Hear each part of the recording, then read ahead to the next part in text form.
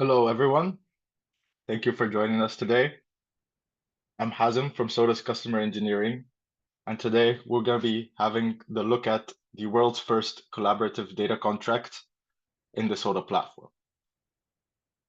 Now, maybe you already know, but this week is Soda's launch week, where every day we are making an exciting announcement, where I will share more information on our landing page, launch.soda.io, where you can get more information around these announcements to keep up to date with our releases. Now, some normal housekeeping. So as usual, this session will be recorded and will be available to watch on demand afterwards. And you can always drop your questions in the Q&A. We will make sure to tackle those questions at the end of the session.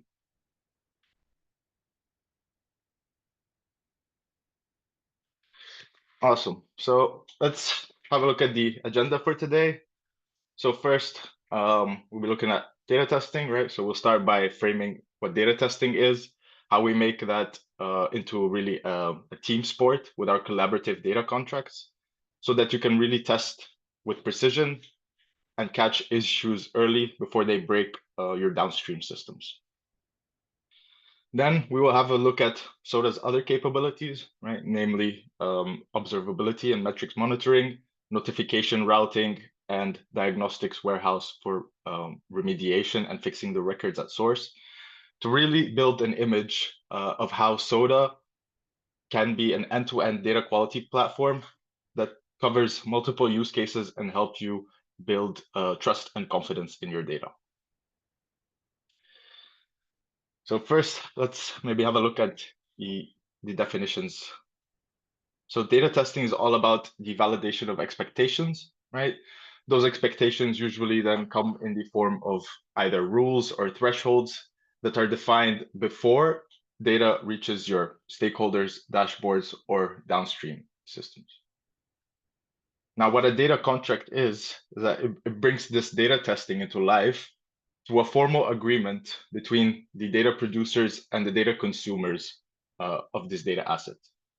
Right? Now think about the expectations here can be anything from schema validation to just freshness and timeliness of the data coming in, all the way to complex business rules. Right? This is all made explicit and testable, right?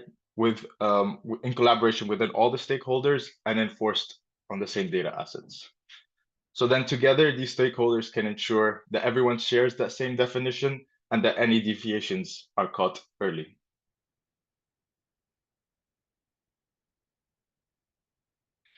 So now I'll have a look at what the Soda data contracts looks like in practice in our beta environment. And so we will get started by setting up a sample data source in Databricks. And so we will get this friendly guided wizard, right, where we can set our data source label, choose the agent we will execute our data quality checks, right? So by default will be the Soda hosted agent. And then you can securely specify your connection details, which will then be encrypted on our side. So once you've established these first attributes, right, this will essentially allow you to connect to the data source. And so once you have connected to that and you go into the next stage, what Soda will do is it will automatically discover all the schemas and tables that you have within this data source. And so that means by default, our data sources are at the database level, right? So each data source connectivity will connect you to a database in your warehouse, where then you can see multiple schemas, right? And all the tables within those. And then I can easily select the whole schema or specific tables within a specific schema. Now, for the purposes of this webinar, I will just onboard this demo regional sales table. And then next, we will be prompted to do some configuration around metrics monitoring. And so here it is pretty straightforward, right? We can set a schedule, right? So this will be the schedule which our automated anomaly detection schedules run. We can do some backfilling to get to train these models on historical data, and we can select some time partition column, right, in order to let the model know on which column it should start partitioning this data, right? Afterwards, we then have some advanced monitor configurations where you can actually define or choose which metrics or which monitors you want to enable or disable in your anomaly detection dashboard. Once we have finished then configuring all of these data source related settings, we can then finish our onboarding, which will discover then all the tables that we have defined in the discovery phase, and then automatically run the anomaly metric monitoring model. And so we open the table here. I do not have a contract yet, as I have just onboarded this table. But if I head over very quickly to this metrics monitors tab here, I can already see this anomaly detection or observability configuration that I've set up as the last step of my data source configuration. And so without spending too much time here, as I want to write explicit tests, I can already see that on the dataset level, there are some anomalies that have been pointed out in the last week, namely regarding row counts and insertion timestamps. And so before I have even generated my contract, I already know, or I already have a starting point, right, of what kind of checks or what kind of metrics that I want to be explicitly evaluating in order to monitor the health of this data set and ensure that it stays consistent over time. And so if we go back then to the checks tab, we can then click on this button to create a contract. Now Soda will automatically then discover all of the columns within this table to kind of generate a template contract. And in this case, it will actually already add some example checks for on my specific columns. And so maybe we can just take a step back here and have a look at the contract as a whole.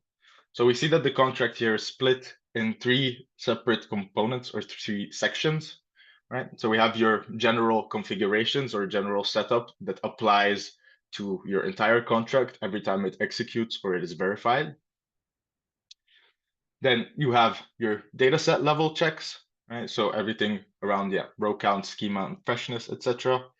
And then you have the column level checks, right? Where the columns have automatically then been discovered by Soda, and then I can easily add checks at each column level. So starting from the general settings, the first option we have is a filter, where we can then here specify our aware clause in order to set a filter on the entire contract verification. And so in this example here, we have filtered our contract. Every time it executes, it will filter the data coming in based on the order date being between a start and end variable timestamps.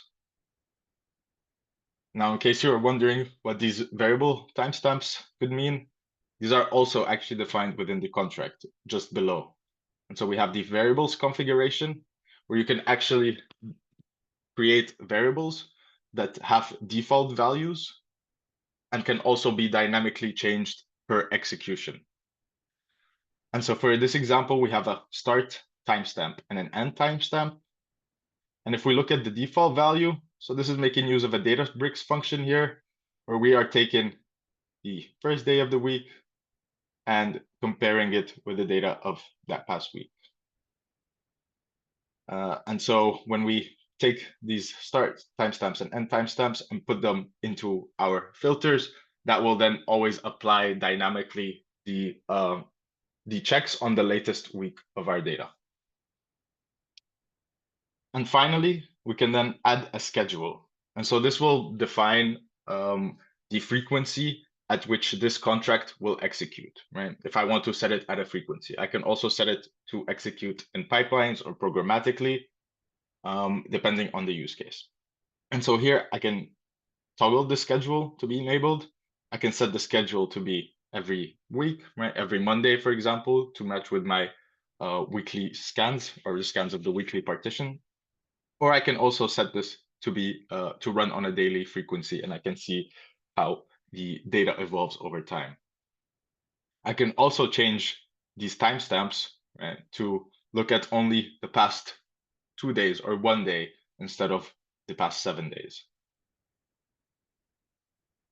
Now that we have had all the general configurations regarding our contract setup, we're ready to start actually adding some data quality checks. And so first then we can go into our dataset checks, where you'll see this plus icon here that will prompt you into a variety of check type choices. And so since this contract was auto-generated, we already have automatically a row count check and a schema check, which we did want to validate based on the metric monitoring results. Well, we can also here add a freshness check as well as a duplicate check. And so let's say for this example that I'll add a duplicate check for unique IDs, and I will define here all of my ID columns to be verified for duplication. We can then specify thresholds, right? So I want the count of this metric to be 0. In essence, I have no duplicate IDs in my data set. And I can also actually set in-check filters for a specific check to filter or subset it even further, right? And in this case, I've already partitioned my entire contract on the data of the past week, so I will avoid in-check filters. And then having a look at the column level check. And so you can see here that we have our columns and their data types defined by the icon here. And for each column, we can then add additional data quality checks also using this plus icon. And so you will see then also the check types here. So we get metrics such as missing, right? Null checks, validity checks, aggregates like min, max, and averages, duplicates, or even custom queries that that are maybe more complex and cannot be easily defined by an out-of-the-box check. And so, for example, I can then just add a missing check for this region column here, right? So region must not be missing. I can then specify missing values, right? So by default, null values are included. And if Soda identifies any null values, then it will flag this as an issue. But in case there are also some other values that that would count as null, you can tell Soda to factor that in as well. And so let's say we have like NA or 0 that are filled in maybe automatically in place of null values. Soda will also factor these as null as part of the check evaluation and metric collection. Again, we can then define our threshold, right? So here we will let the threshold again be 0, right? I can choose the metric to be at a count level or a percentage level, and the condition can be equals to, but also greater than, less than, or in between. And so once that's done, I've defined my checks here. You can see I have my contract is fully complete. If I go to this code button here and toggle that, I can actually see the data contract YAML, right, in the Soda contracts language that is built and will be executed behind the scenes. And so here, again, this follows a similar structure, right? We have your general checks at the start with our filters, variables, and the schedule. Then some data set level checks, right? So the row count schema, and then our duplicate check was added here as well. And then we have our column checks as well, where then you have each column specified with its data type and then the checks nested underneath. And so you can see, even though may not have the most technical knowledge, actually going through this, it is pretty straightforward or pretty readable to understand that what the contract is kind of evaluating here. Now, once I've finished authoring the contract, there's some options. I have some options here. So I can test the contract to kind of verify the syntax, check the results, and make sure that this is kind of running similar to how I expected. Once I am satisfied then with how the contracts looks, I can publish that into my Soda Cloud. And so The publishing will then push this into, like, as you'll say, maybe the main branch or the latest version of your contract. And the idea here is that you will be collaborating with multiple stakeholders on this contract. And so you want to have some kind of auditing, version control, in order to be able to keep track of these changes, also approve them before they are actually enforced. And so this is where Soda's proposal flow comes in, where you can actually then raise sort of like pull request within Soda in order to in order for other stakeholders to approve, test, and then merge your data quality tests into the main contract before it can then be applied or embedded in different pipelines. And so now that we have the contract that pushed and approved here, we can verify it to evaluate the checks that we have built and get the latest metric status. Now, I have set these checks to run at a schedule at the moment, but it is possible to also execute these contracts in pipeline, right? So these checks and contracts don't live in isolation in the Soda Cloud. It is possible to also manage these contracts within Git, right, or within your own version control environment, and also possible to kind of bring those into your workflows, your pipelines, and embed them seamlessly. And so we've had a first run or first verification of our contract here. Now let's have a look at how we can also do this within the Databricks platform. And so the first thing you'll need here is you'll need some API keys to connect to your Soda Cloud account from Databricks. You can easily do this by heading to your profile and going to your API keys and then generating new keys. This will then give you some API keys in the following format, right? So you'll have Soda Cloud with its host, API key ID, and the API key secret, which you can then now use along with our Soda library to run or also edit your data contracts. And so let's have a look at how this also looks like.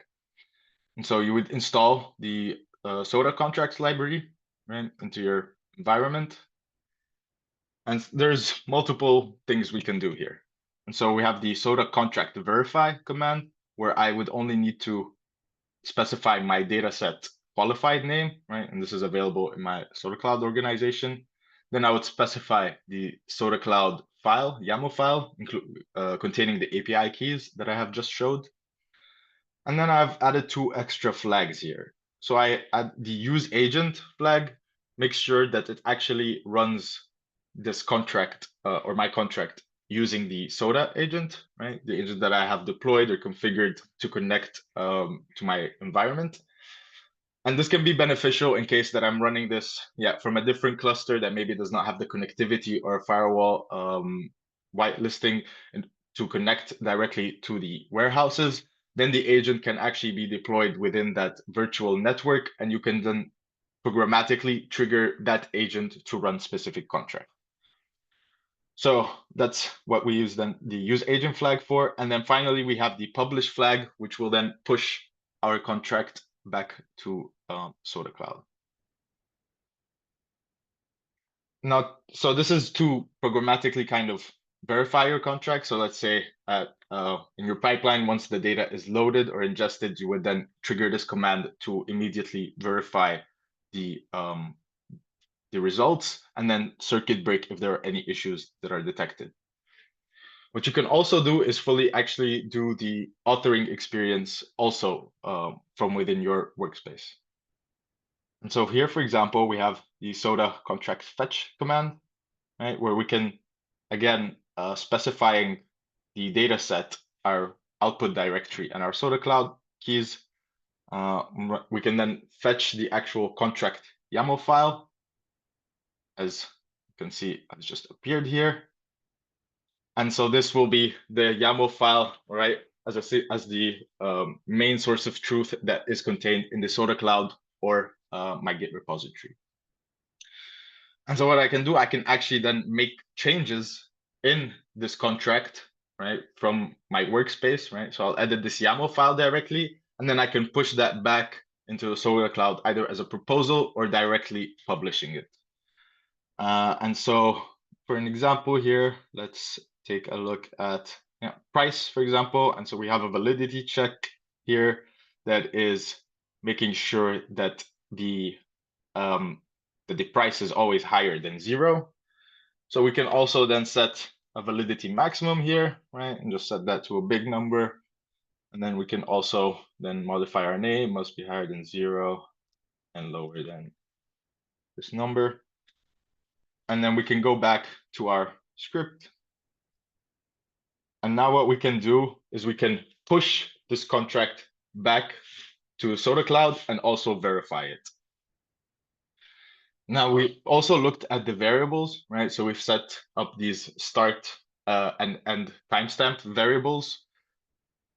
And I mentioned that these can be overridden when running a scan. And so to show how that would work, for example, we use the set flag here, right? And I can specify then the end timestamp to be equals to the same function, except here I changed the interval to be 1 day instead of 7 days. And then I, again, used the agent, right, to execute this scan for me and connect to the data source for me. And then I publish the contract back to the Soda Cloud. And so you will see then from the CLI, it will be fetching the configuration, right, directly from the agent in the cloud. And then it will start executing this contract that we have specified in our directory, which we have just pulled. And so we can see then it's been evaluated. We can get a link directly to the data set, and we'll refresh the page here to be able to see the latest results.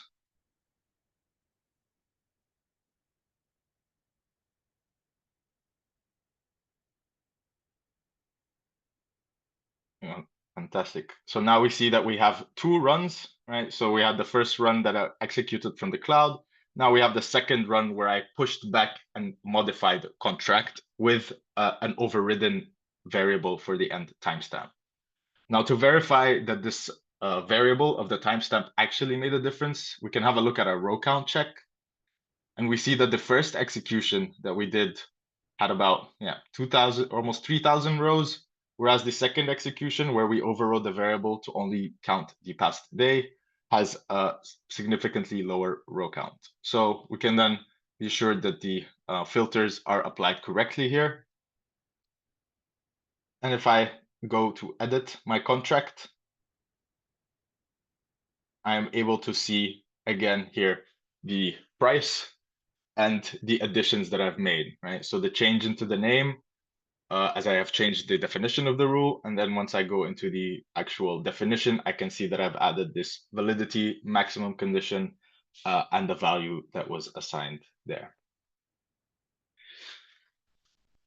And so you can see how this, along with proposal flows and integrating with your own version control tool, can really bring together the 2 different worlds of both data producers and data consumers, right? So bringing together the business and engineering world in essence, so that everybody can work in an environment that they're familiar with, bring in the knowledge that they're the domain that their expertise is in, and then collaborate on then bringing this together in a data quality framework.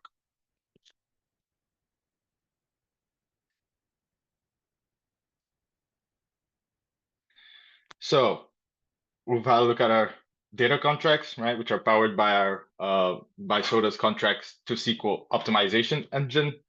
And we've seen then how you can seamlessly transform declarative specifications into efficient database queries that get executed at your warehouse. And then how you can bring the business and engineering world together in order to collaborate between your stakeholders on the same single source of truth to be able to verify and execute that in various places or stages. And then finally, with the cloud managed or Git managed flow, you were able to easily fit within your deployment model. Now we also have more functionalities that you can use around these data contracts to help make these your solution more robust and end-to-end. So we've already had the look at metrics monitoring, right? This observability or this automated monitoring that gives us automated insights. What you can also do is then set up alerting, right, in order to kind of route notifications to the appropriate teams, right? So we have different data quality checks that may apply to different members or might have to be taken care of by different users. And so you can make sure with the alerting system to reroute and notify the appropriate teams for the appropriate issues.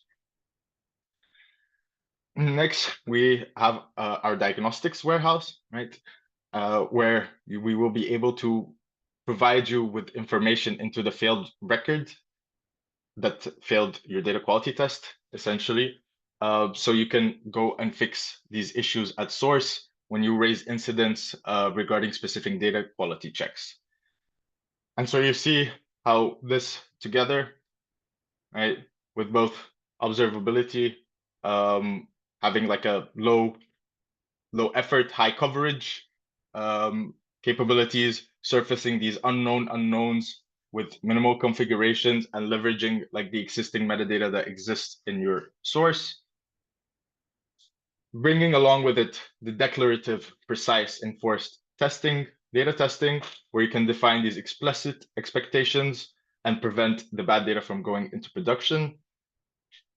You will build a very robust data quality platform that can catch issues early and catch unknown issues also early.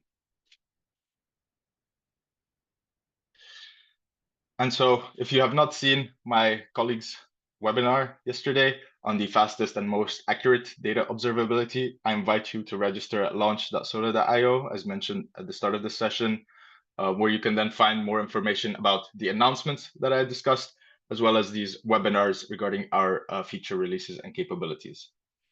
If you would like to already test both our observability capabilities and our data testing capabilities as shown on this webinar today, then you can create an account at beta.soda.io and you'll be onboarded through the exact same flow and the exact same demo table that I have shown you in this session today. And finally, if you'd like to get more information about Soda, the product and its capabilities, you can read our documentation at beta.docs.soda.io. Thanks a lot for your attention, everybody. If there are any questions in the chat, I will take them now. Otherwise, I invite you all to join our community in the Slack and raise your questions there. We will be happy to answer them as fast as possible.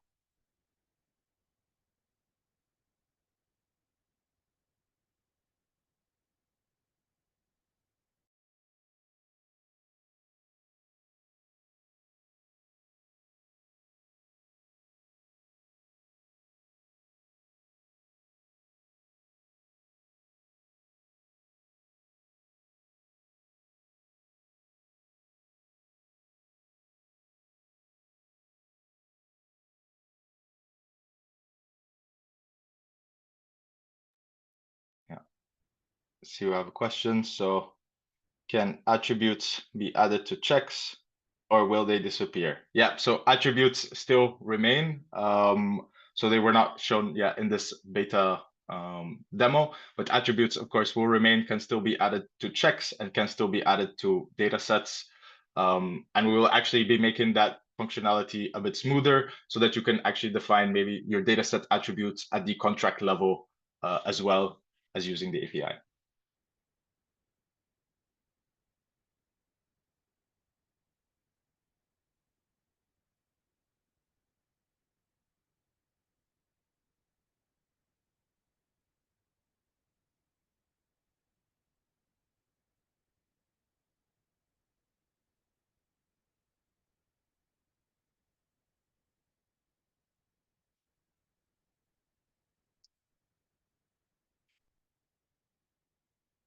All right, I see no more questions coming in. So once again, thank you very much for joining us, everybody. Don't forget to check us out at launch.soda.io. And if you still have any questions, join the community on Slack and feel free to raise that there.